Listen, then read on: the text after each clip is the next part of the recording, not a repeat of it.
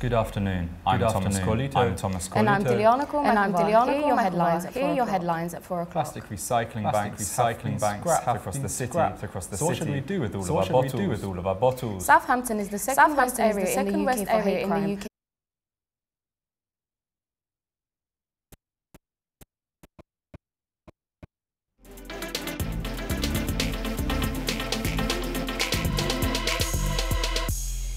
Good afternoon. I'm Thomas Colito. And I'm Diliana Cormack. Here are your headlines at 4 o'clock. Plastic recycling banks scrapped across the city. So what should we do with all of our bottles? Southampton is the second worst area in the UK for hate crime. What's being done to tackle this issue? And join me live from Oktoberfest to find out more about what's happening tomorrow.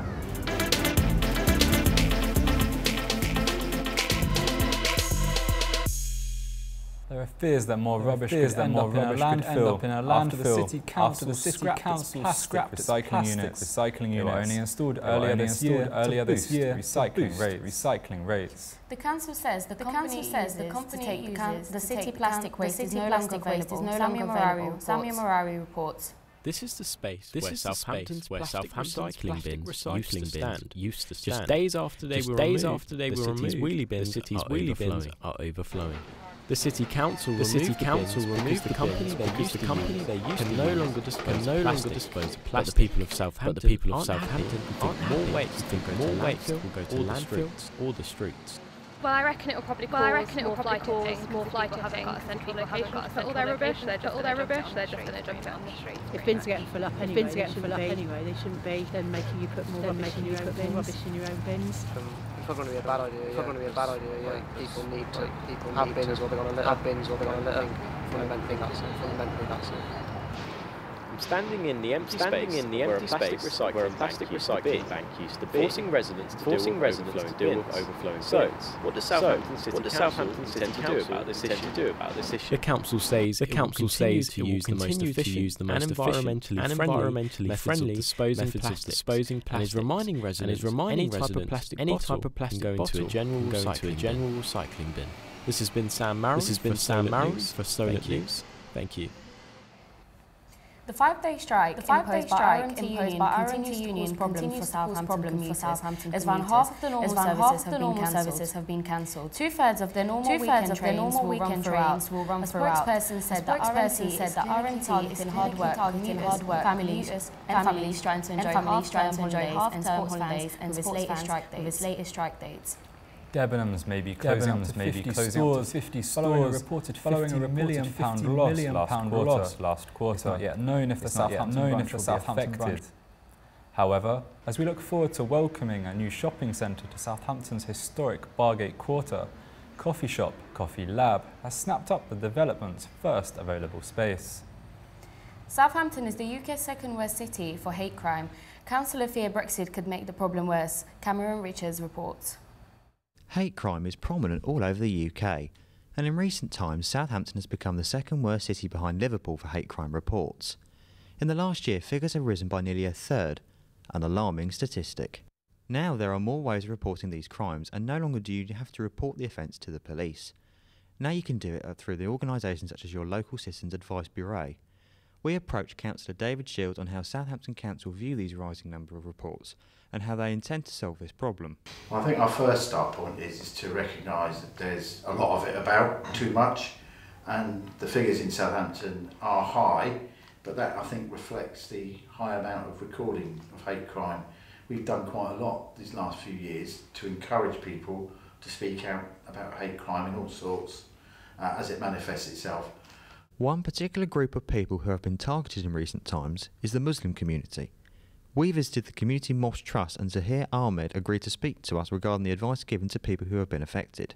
Yes, obviously, we give advice out there, mostly common sense really, when people are actually, when you are out and about, try to pair up, go into pairs, don't, especially late night, we advise our ladies not to go out that much. In the last 12 to 18 months, reports in hate crimes have significantly increased in the Southampton area.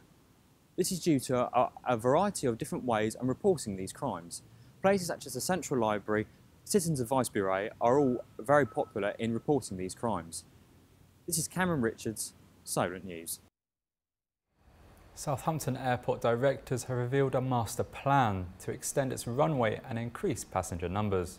This includes supporting over 1,500 jobs and contributing 400 million to the country's economy. Lucia Fernandez joins us in the studio. Lucia, what can you tell us? Southampton's airport is looking to double its passenger numbers over the next decade and create around 1,000 new jobs by extending the northern end of its runway. The project could actually significantly contribute for the local economy.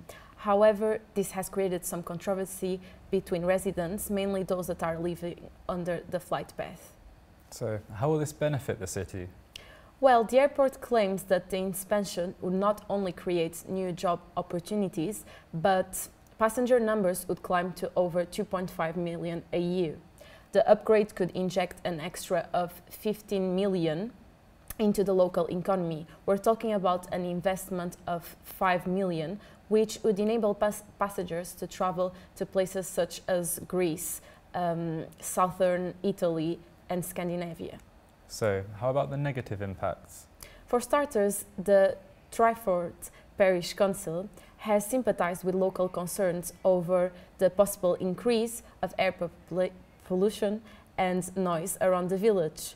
At the moment, the council is opposed to the proposal and believes that the airport growth will prejudice the quality of the residents and exacerbating the environmental issues around the area. That's fantastic. Thank you, Lucia. Thank you. Many are claiming that Southampton's food industry has become oversaturated in recent years. This follows a fourth space becoming vacant in West Quay's newly opened South Terrace. However, business owners in the purpose-built complex aren't feeling disheartened by the closures.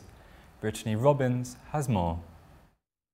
Opening in 2016, Southampton's West Quay South posed a threat to smaller restaurants throughout Southampton. But now with 4 of the 20 spaces vacant, after some closures, the question remains, do the people of Southampton still want to dine in the city?